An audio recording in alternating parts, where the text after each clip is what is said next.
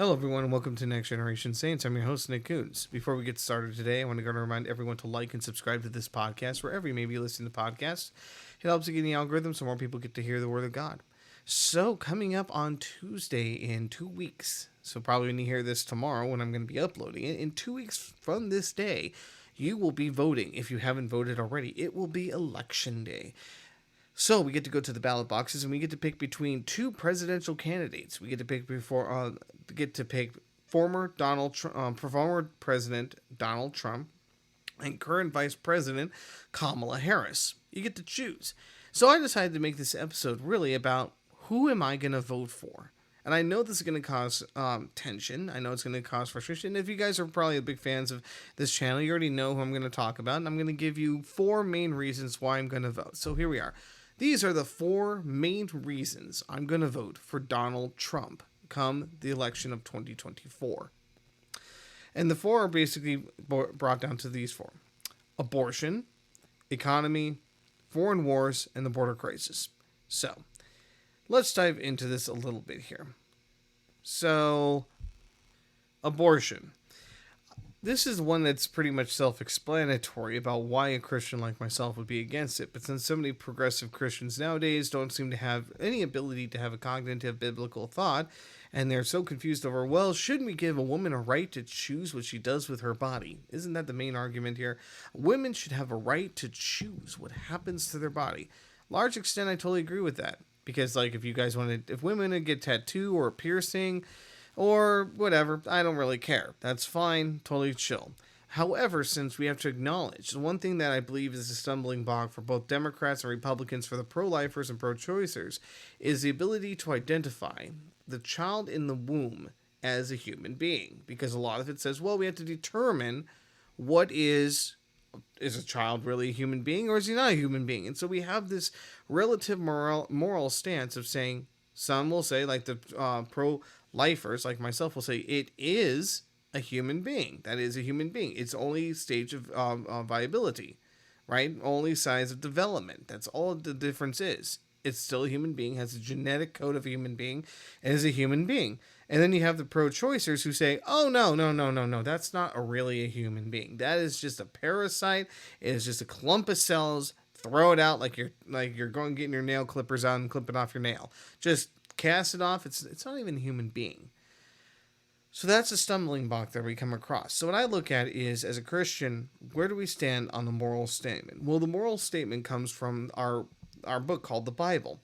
And I pulled up a few verses to actually help us out here. So if you turn to the book of Psalms, chapter 139, verses 13 through 16, it states, For you created my inmost being. You knit me together in my mother's womb. I praise you because I am fearfully and wonderfully made. Your works are wonderful. I know that full well.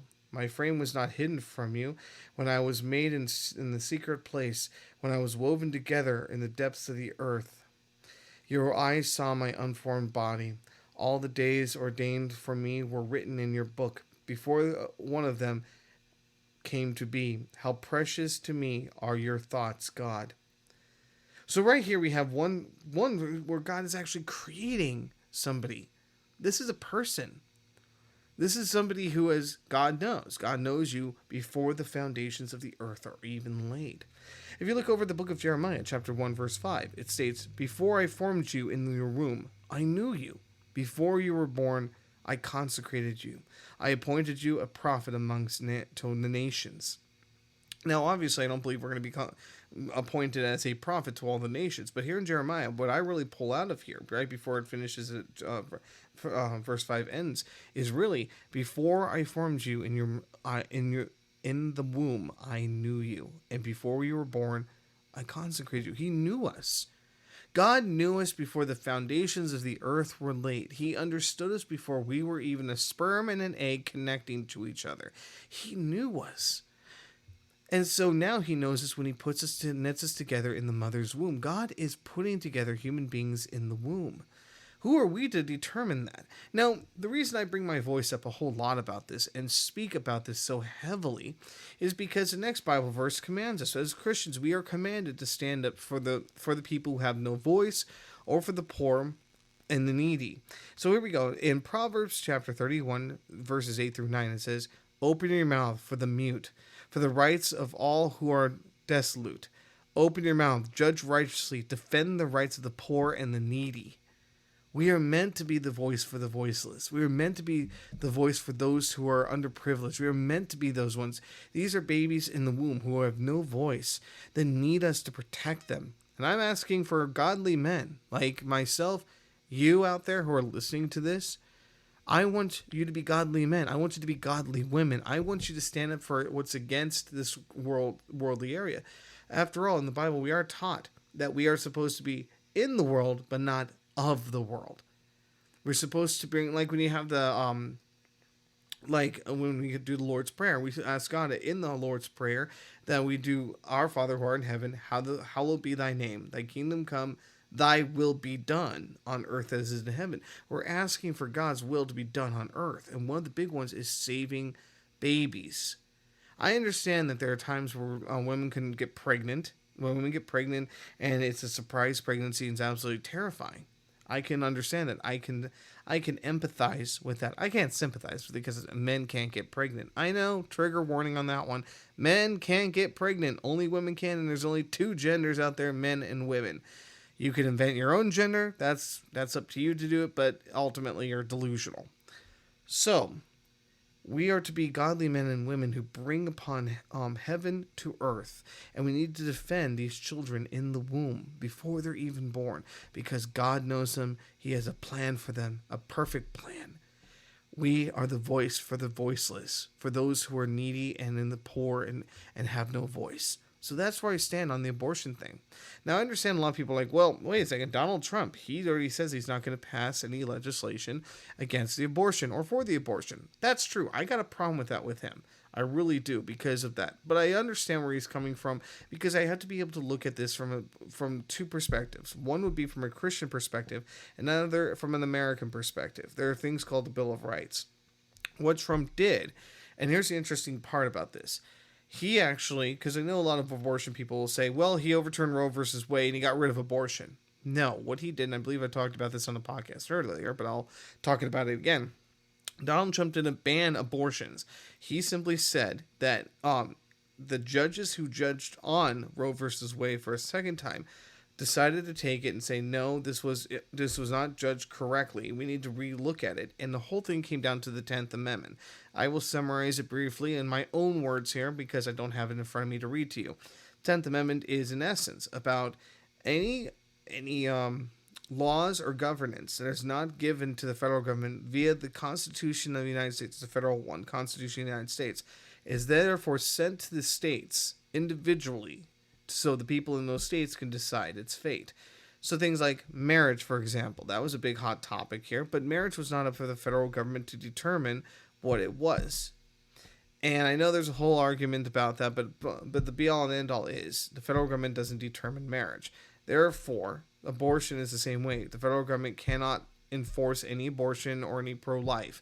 It's completely out of the question. It's up for the states to decide. So this is obviously a big one for me. I am totally against the abortion industry, the slaughtering of babies in the womb. So therefore, I am very much for the idea of the states to decide. But here's the thing.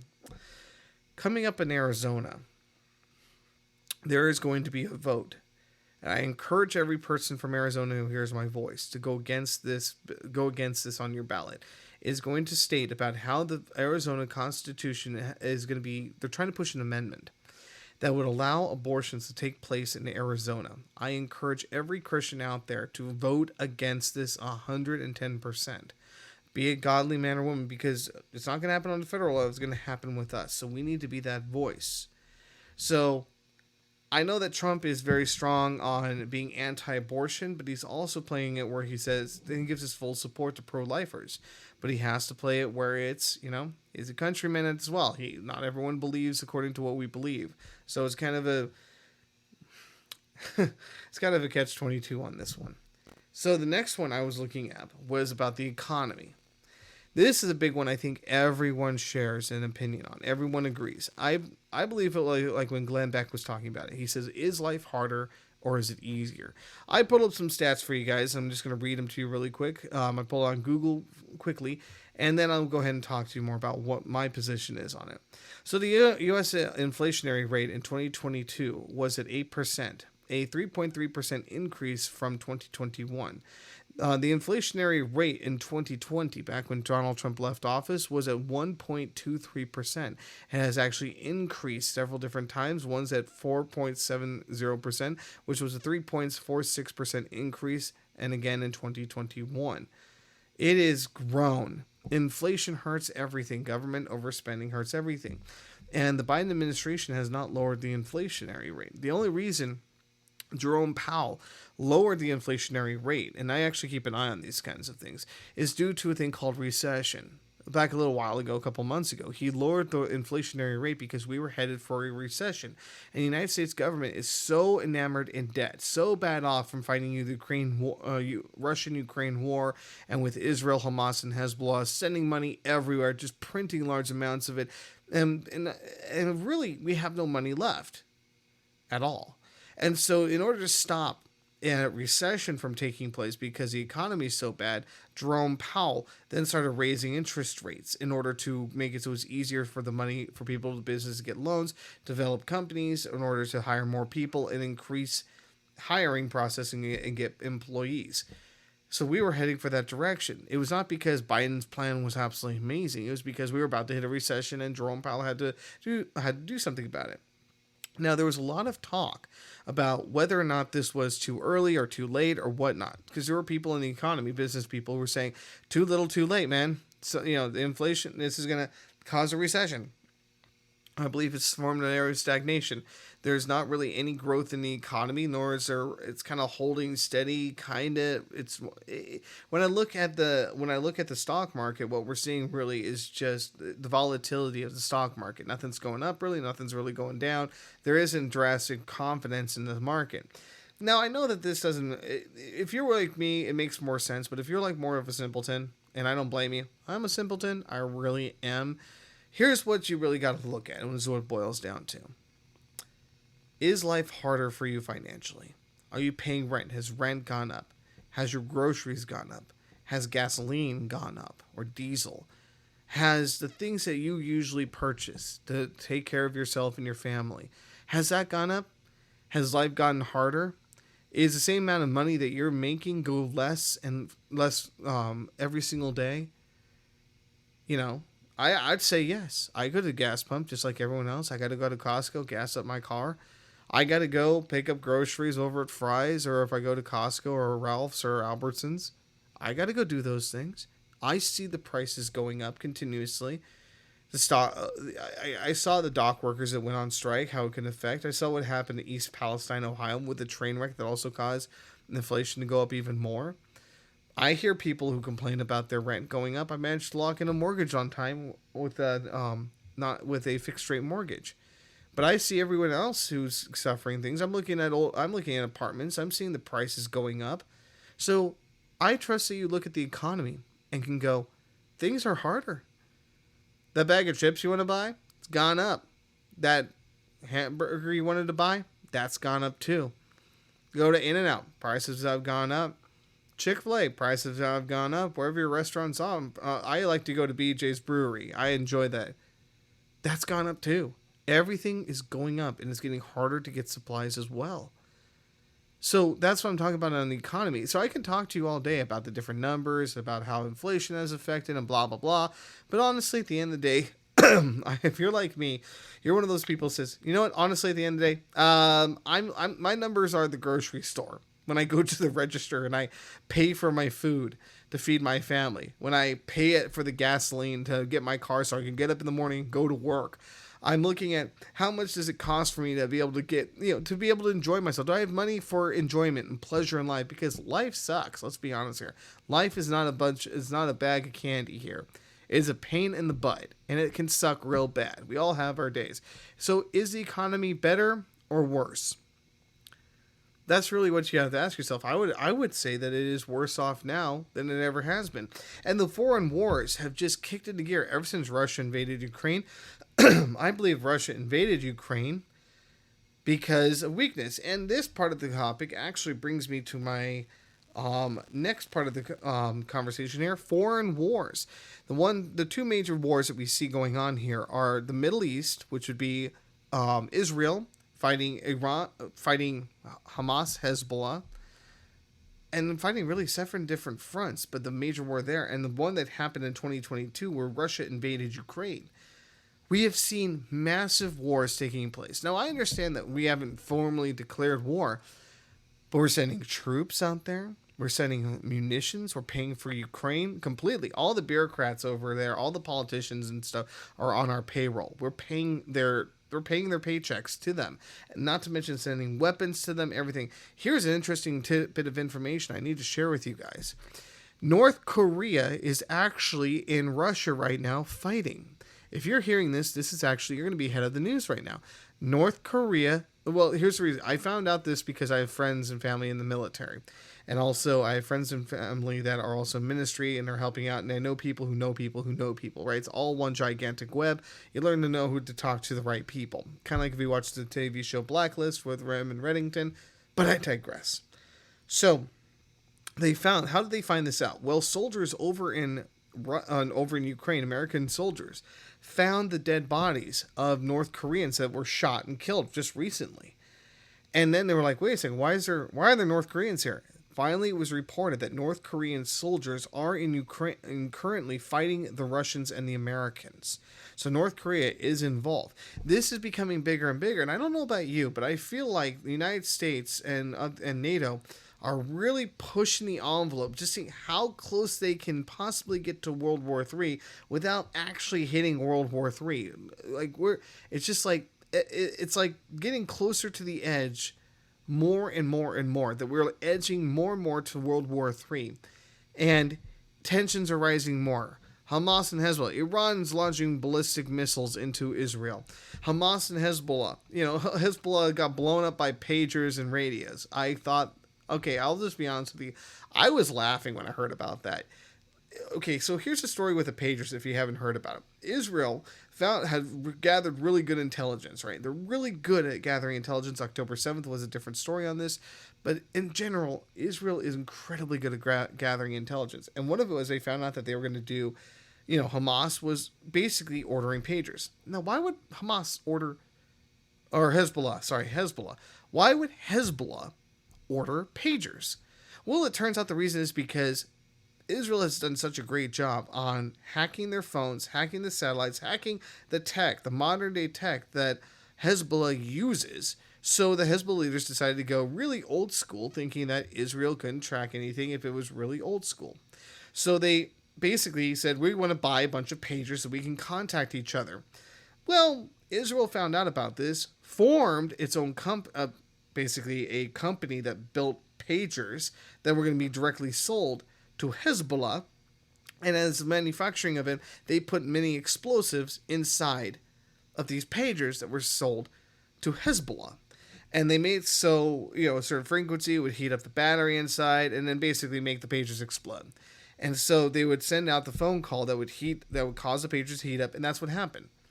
Basically, they blew, how to say this correctly, they blew the dicks off of Hezbollah. And I was just laughing because I thought it was hilarious. Like, you guys were the Israelites, the people you're trying to wipe off the face of the planet, sold you the pagers that you were trying to use to communicate in order to kill more Israeli and Christians. Oh, that's not poetically ironic. I don't know what is. So anyway, that's happening. North Korea's involvement in Russia. I personally want Donald Trump in office because under the Trump administration, we didn't have any new wars. Now, I know about Afghanistan, and what about Afghanistan happening? And, that was Donald Trump's idea. True. Donald Trump's idea for Afghanistan was we were going to pull out, but it was going to be over a space of the next about 3 years. From the time it was implemented to the time it was ended, we were all out there. It was a 3-year process. That was to collect all of our weapons, all of our armory, clean up the bases, hand everything back, get our allies out of there, get our people out of there, make a nice, clean, get the heck out of Dodge, but make sure we basically tidy up the place as much as we can. Well, Biden's idea was, screw that, let's go ahead and just pull everything out. And that's what you saw with the debunkles. So when we have in foreign wars, I trust Trump more to keep peace because, let's be honest, here's the reason why. Trump is also a loose cannon. Unlike other politicians that you hear about all the time, you can say, look at my voting history, look at my public policy things. That's correct. You can look at all sorts of public,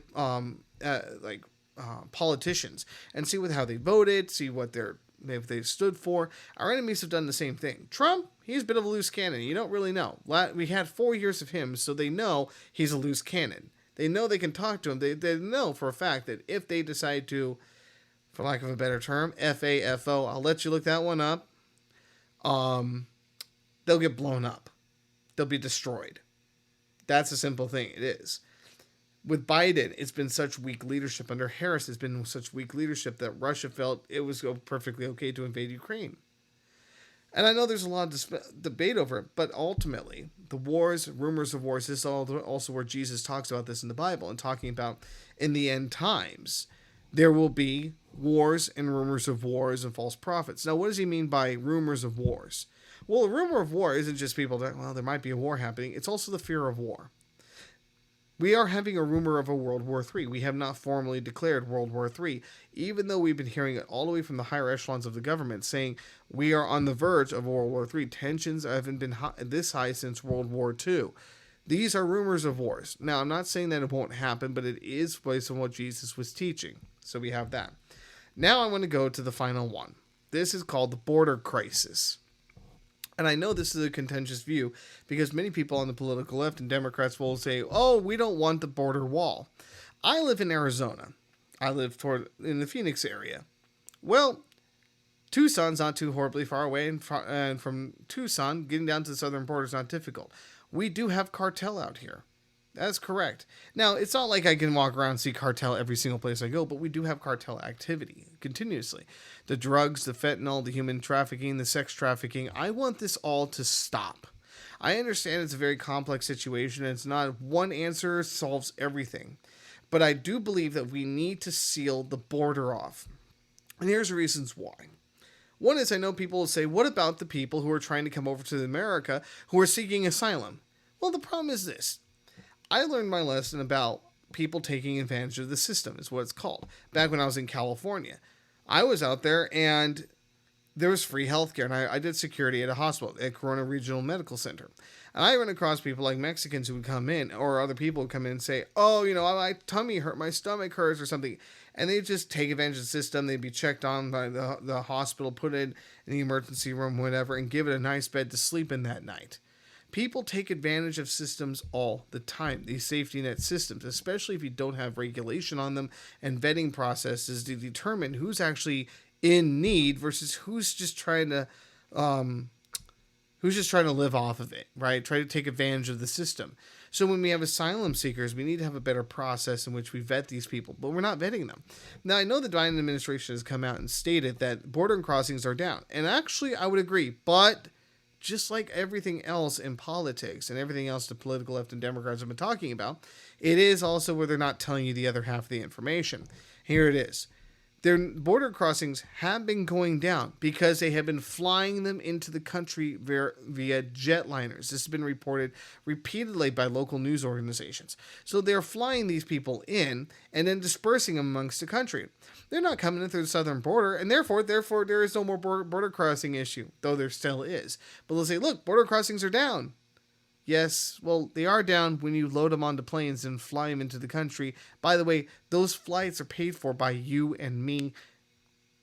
That's how they pay for these things. So they're flying them in like crazy. I'm not going to get into the whole thing of like the Haitians are eating the dogs or the cats or whatever. That's still up for debate and whatnot. I'm still doing research into it, so I don't have any receipts to prove to you if it is or isn't happening. I don't know. But I do know the cartels move in human trafficking. We do see the sex trade continuously growing. We see where children are sold in sex slavery. Men, women, children, all of them. Slavery is taking place at the southern border because the cartel will own your butt. They'll say, we'll get you over the border, but you're going to be owned. We're going to use you. If you're a pretty looking girl, you'll be raped. They also, the cartel are also becoming militarized. They're getting I saw a recent video on YouTube where people were showing that they look just like the military. No joke, no kidding. Military grade weapons, the whole 9 yards, body armor, helmets, everything. That is the cartel. I believe we need to seal the border, shut the border down.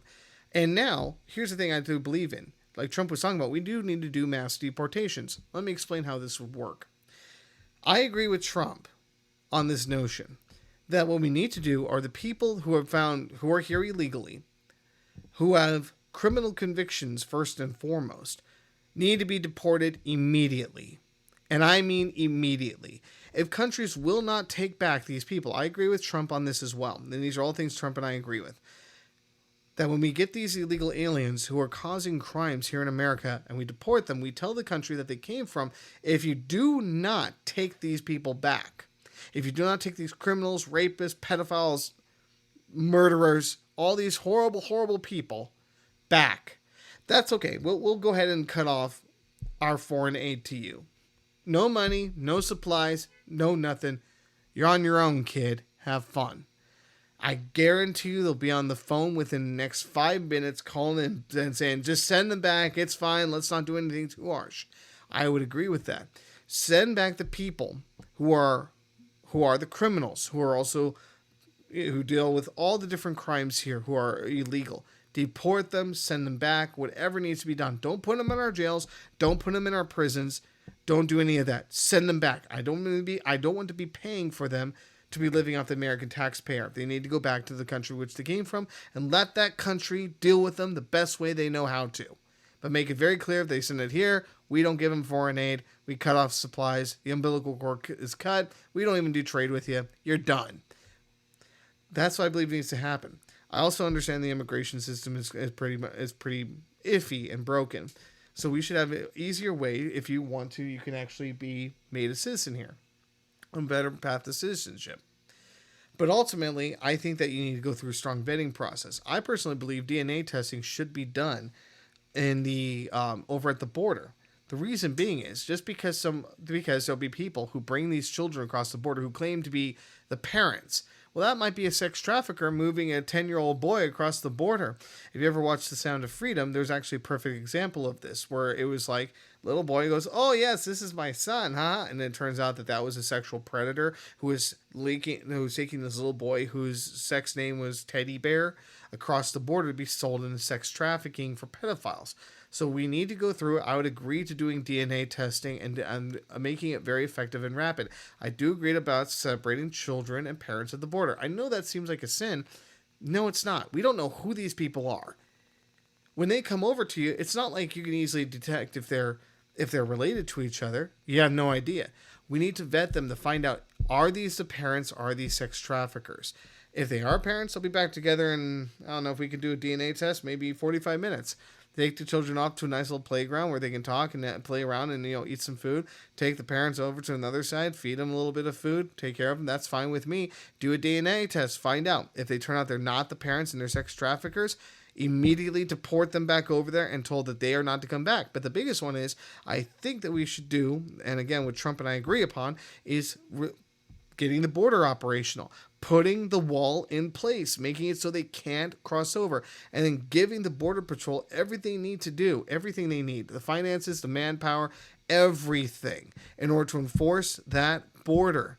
Because I believe that America should be safe and secure for all people. People who are on visas, work visas, who have immigrated here legally, and every citizen who is naturalized to this country, either born or come here. I think it should be a safe haven for all Americans.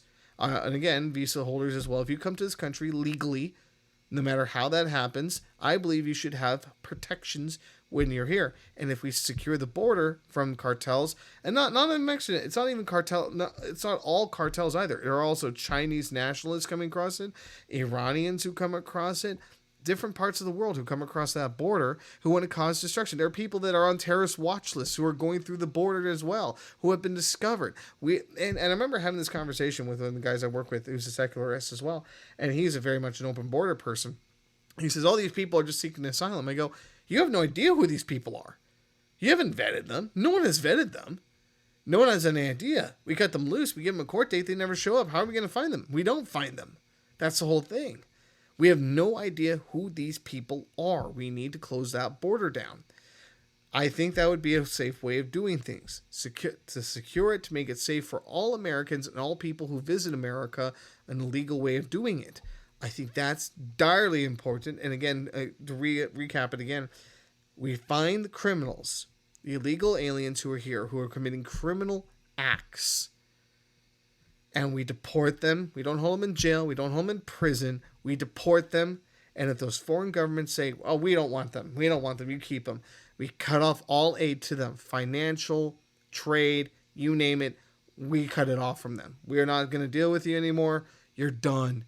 Watch as they make a phone call to President Trump coming up and very quickly go, we're so sorry. Sorry for misunderstanding. We'll take these people back. I can imagine on the phone Donald Trump going, yeah, that's what I thought. So anyways, these are my considerations. These are the reasons I am voting for Donald Trump for the 2024 election. Now, you may have your own reasons why you want to vote for him, or may have reasons that you don't want to vote for him. I would encourage every Christian, I would encourage them to vote for Donald Trump. I really would. But at the same time, I respect if you don't. I respect if you have a different opinion than I do. I always have. So, please go to the polls coming up in 2 weeks. Go cast your vote. Go early. And let's make America great again. So, until next time we meet again. May God richly bless y'all, my dearly beloved.